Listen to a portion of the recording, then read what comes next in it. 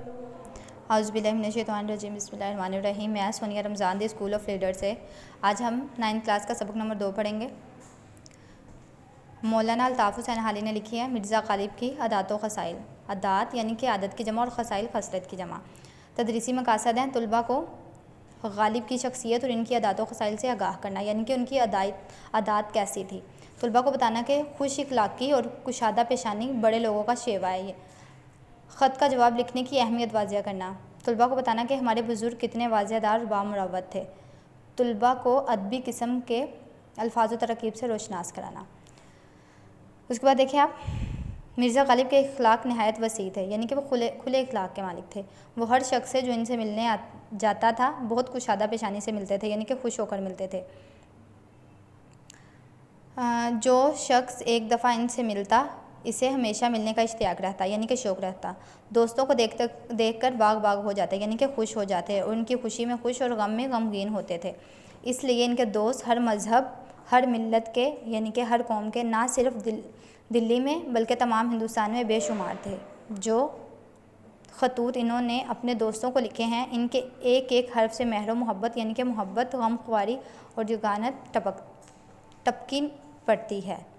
ہر ایک خط کا جواب لکھنا اپنے ذمہ فرض عین سمجھتے تھے، یعنی کہ پہلا فرض سمجھتے تھے۔ ان کا بہت سا وقت دوستوں کو جواب لکھنے میں صرف رہتا، یعنی کہ مصروف ہوتا تھا۔ بیماری اور تکلیف کی حالت میں بھی وہ خطوں کے جواب لکھنے سے باز نہ آتے تھے، یعنی کہ رکتے نہیں تھے۔ وہ دوستوں کی فرمائشوں سے کبھی تنگ دل نہ ہوتے تھے۔ غزلوں کی اصلاح یعنی کہ درستی کے سوا اور طرح طرح کی فرمائشیں ان کے بعد خالص و مخلص دوست کرتے تھے اور وہ ان کی تکمیل کرتے تھے۔ لوگ ان کے اکثر بے رنگ خط بھیجتے تھے، مگر ان کو کبھی ناگوارا نہ گزرتا تھا، یعنی کہ برا نہیں لگتا تھا۔ اگر کوئی شخص لفافے میں ٹکٹ رکھ کے بھیجتا تو سخت شکایت کرتے تھے۔ مروت اور لحاظ مرزا کی طبیعت میں بدرجہ غایت تھا، یعنی کہ مطلب غرض تھا۔ باوجود یہ کہ اخیر عمر یعنی کہ آخری عمر میں وہ اشعار کی اصلاح دینے سے بہت گھبرانے لگے، یعنی کہ ان کو درست کرنے سے گھبرانے لگے۔ بائیں ہمیں کبھی کسی کا قصیدہ، ان سب کے باوجود کسی کا قصیدہ یا غزل بغیر اصلاح کے واپس نہ کرتے تھے، یعنی کہ درستی کے واپس نہ کرتے تھے۔ ایک صاحب کو لکھتے ہیں کہ جہاں تک ہو سکا احباب کی خدمت بجا لایا اور اوراق کے اشعار دیکھتا تھا، یعنی کہ شعر کے ورق دیکھتا تھا اور اصلاح دیتا تھا۔ اب نہ آنکھ سے اچھی طرح سوجے، یعنی کہ دکھائی دے، اور نہ ہاتھ سے اچھی طرح لکھا جائے، یعنی کہ نہ لکھا جائے۔ اگرچہ مرزا کی آمدنی قلیل تھی، یعنی کہ کم تھی، مگر حوصلہ فراغ تھا، حوصلہ بہت بلند تھا۔ سائل ان کے دروازے سے خالی ہاتھ بہت کم جاتا تھا۔ سائل یعنی کہ فقیر۔ ان کے مکان کے آگے اندھے، لنگڑے، لولے اور اپاہج مرد و عورت پڑے رہتے تھے۔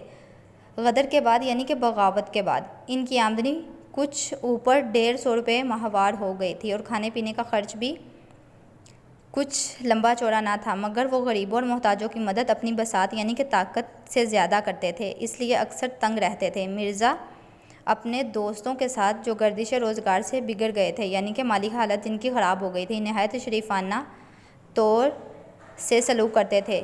دلی کے معاہد میں سے ایک صاحب جو مرزا کے دلی دوست تھے اور 1857 کے بعد ان کی حالت سقیم ہو گئی تھی، یعنی کہ خراب ہو گئی تھی، ایک روز چھینٹ کا فرغل یعنی کہ روئی کا لمبا کوٹ، اس کو فرغل کہتے ہیں، پہنے ہوئے مرزا سے ملنے آئے۔ مرزا نے کبھی ان کو مالیدہ یا جامہ وار وغیرہ چوگوں کے سوا، یعنی کہ قیمتی کپڑوں کے سوا، ایسا حقیر کپڑا پہنے نہیں دیکھا تھا۔ چھینٹ کا فرغل ان کے بدن پر دیکھ کر دل بڑھ آیا۔ ان سے پوچھا کہ چھینٹ آپ نے کہاں سے لی؟ مجھے اس کی وجہ بہت ہی بھلی معلوم ہو رہی ہے، یعنی کہ دیکھنے میں بہت اچھا لگ رہا تھا انہیں۔ آپ مجھے بھی یہ فرغل کے لیے یہ چھینٹ منگوا دیں۔ انہوں نے کہا یہ فرغل آج ہی بن کر آیا ہے، میں نے اسی وقت اس کو پہنا ہے، اگر آپ کو پسند ہے تو یہی حاضر ہے۔ مرزا نے کہا جی تو چاہتا ہے کہ اسی وقت آپ سے چھین کر پہن لوں، مگر جارہ شدت سے پڑ رہا ہے، یعنی کہ سردی بہت زیادہ ہے۔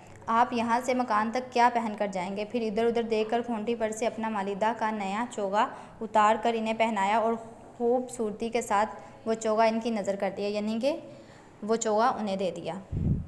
ظرافت مزاج میں اس قدر تھی کہ یعنی کہ طنز و مزاح اس قدر تھا کہ اگر آپ کو بجائے حیوان ناطق کے حیوان ناطق ہوتا ہے بولنے والا انسان کے حیوان ظریف یعنی کہ مزاح کرنے والا مزاحیہ انسان کہا جائے تو جا بجا ہے۔ ایک دفعہ جب رمضان گزر چکا تو قلعے میں گئے بادشاہ نے پوچھا، مرزا تم نے کتنے روزے رکھے؟ عرض کیا، پیر و مرشد ایک نہیں رکھا۔ ایک دن نواب مصطفیٰ خان کے مکان پر ملنے کو آئے۔ ان کے مکان کے آگے چھتا طریق تھا، طریق یعنی کہ اندھیرا تھا۔ جب چھتے سے گزر کر دیوان خانے کے دروازے پر پہنچے تو وہاں نواب صاحب ان کو لینے کو کھڑے تھے۔ مرزا نے ان کو دیکھ کر یہ مصرع پڑھا، آب چشمہ ہواں درون طریق است، آب حیات اندھیرے میں ہے، یعنی کہ آب حیات اندھیرے میں ہے۔ یہ فارسی کی انہوں نے لائن پڑھی۔ جب دیوان خانے میں پہنچے تو اس کے دالان میں یہ سبب مشرق رویہ ہونے کے دھوپ بھری ہوئی تھی۔ مرزا نے وہاں یہ مصرع پڑھا، ایک خانہ ہمہ آفتاب است، یہ گھر تو سارے کا سارا سورج ہے۔ ایک صحبت میں مرزا میر تقی میر کی تعریف کر رہے تھے۔ شیخ ابراہیم ذوق بھی موجود تھے۔ انہوں نے سودا کو میر پر ترجیح دی۔ مرزا نے کہا، میں تو تم کو میری سمجھتا ہوں مگر اب معلوم ہوا کہ آپ سودائی ہیں۔ باوجود یہ کہ مرزا کی آمدنی اور مقدور بہت کم تھا مگر خودداری اور حفظ وضع کو وہ کبھی ہاتھ سے نہ جانے دیتے تھے۔ شہر کے امراء و عمائد سے برابر کی ملاقات تھی، یعنی کہ معززین سے۔ کبھی بازار میں بغیر پالکی یا ہوادار کے نہ نکلتے تھے۔ عمائد شہر میں سے جو لوگ ان کے مکان پر آتے تھے یہ بھی ان کے مکان پر ضرور جاتے۔ ایک روز کسی سے مل کر نواب مصطفیٰ خان مرحوم کے مکان پر آئے۔ میں بھی اس وقت وہاں موجود تھا۔ نواب صاحب نے کہا، آپ مکان سے سیدھے یہیں آئے ہیں یا کہیں اور بھی جانا ہوا تھا؟ مرزا صاحب نے کہا، مجھ کو فلاں صاحب کا ایک آنا دینا تھا، اول وہاں گیا تھا، وہاں سے یہاں آیا ہوں۔ ایک دن دیوان فضل اللہ مرحوم چرٹ میں سوار مرزا صاحب کے مکان کے پاس سے بغیر ملے نکل گئے۔ مرزا کو معلوم ہوا تو انہوں نے ایک رقعہ دیوان جی کو لکھا، مضمون یہ کہ آج مجھ کو اس قدر ندامت یعنی کہ شرمندگی ہوئی کہ شرم کے مارے زمین میں گڑا جاتا ہوں۔ اس سے زیادہ اور کیا نالائکی ہو سکتی ہے کہ آپ کبھی نہ کبھی تو اس طرف سے گزرے اور میں سلام کو حاضر نہ ہوں۔ جب یہ دیوان جی کے پاس پہنچا تو وہ نہایت شرمندہ ہوئے اور اسی وقت گاڑی میں سوار ہو کر مرزا صاحب سے ملنے کو آئے۔ فواکہ میں آم یعنی کہ پھلوں میں آم ان کو بہت مرغوب تھا، پسند تھا۔ آموں کی فصل میں ان کے دوست دور دور سے ان کے لیے عمدہ عمدہ آم بیچتے تھے اور وہ خود اپنے بعض دوستوں سے تقاضا کر کے آم منگواتے تھے۔ ایک روز مرحوم بہادر شاہ آموں کے موسم میں چند مصاحبوں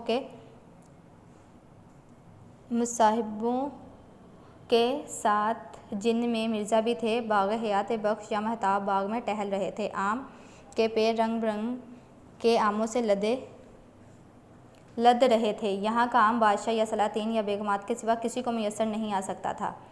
مرزا بار بار آموں کی طرف دیکھتے تھے۔ بادشاہ نے پوچھا، مرزا اس قدر غور سے کیا دیکھتے ہو؟ مرزا نے ہاتھ باندھ کر عرض کیا، اس کو دیکھتا ہوں کہ کسی دانے پر میرا اور میرے باپ دادا کا نام بھی لکھا ہے یا نہیں۔ بادشاہ مسکرائے اور اسی روز ایک بہنگی عمدہ عمدہ آموں کی مرزا کو بھجوائی۔ مرزا کی نیت آموں سے کسی طرح سیر نہ ہوتی تھی، یعنی کہ پھرتی تھی۔ اہل شہر تحفتاً بھیجتے تھے، یعنی کہ شہر والے ان کو تحفے میں بھیجتے تھے، خود بازار سے منگواتے تھے۔ باہر سے دور دور کا کام آم بطور سوغات کا آتا تھا مگر حضرت کا جی نہیں بھرتا تھا۔ نواب مصطفیٰ خان مرحوم ناقل ہوتا نقل کرنے والا تھے کہ ایک صحبت میں مولانا فضل الحق اور دیگر احباب موجود تھے اور آم کی نسبت ہر ایک شخص اپنی اپنی رائے بیان کر رہا تھا، اس میں کیا کیا خوبیاں ہونی چاہئیں۔ جب سب لوگ اپنی اپنی کہہ چکے تو مولانا فضل الحق نے مرزا سے کہا کہ تم بھی اپنی رائے بیان کرو۔ مرزا نے کہا، بھئی میرے نزدیک تو آم میں صرف دو باتیں ہونی چاہیے، میٹھا ہو اور بہت ہو۔ سب حاضرین ہنس پڑے۔ یہ مضمون یادگار غالب میں سے لیا گیا ہے۔